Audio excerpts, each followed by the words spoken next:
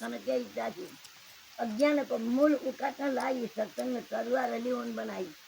અજ્ઞાન નાસીને અવશ્ય તે ધોઈ શરીર શુદ્ધ વિવેક રહી દુર્ભિક્ષ દુઃખો ઠૂલો પાડીમાં બોયરીहरूले દગા गरेमा મરदा મરે તુલ્ય હુँदा જતનले જો દિન સાત બંધ ઉઠાને મળે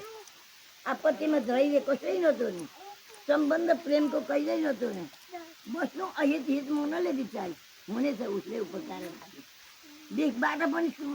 શું દીખનું આવી દીખ બાટા પણ અમૃત કાઢી લીધું અરે ઓર દેખ પણ શું દીખનું અરે કેही નહીં તો દેખી પણ શાસ્ત્ર પડનું અરે ને પટમળ ખાકો સબ કહી દઈ લગવાનું શિષ્ય અસલ ઔષધિ તુદે જાની શિષ્ય લીધે અલસી હતી ને માની શિષ્ય વિશે ચિત્ત લગાવી દીધું શિષ્યને જાતિ કહી દઈ નથી વિદ્યા છે સબકો ગૌના શરીર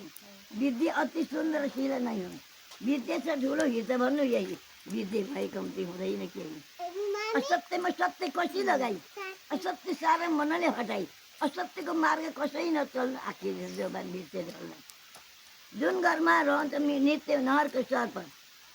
जुन घरमा रहन्छ नित्य रहन्छ सर्प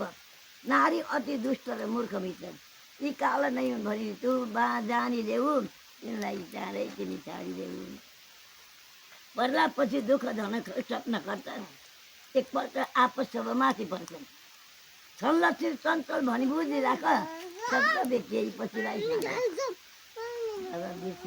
जसको त घरमा झगडा हुँदैन जुन ठाउँमा दुर्जना पुजिँदैन बानादीहरू पनि दो दिँदैन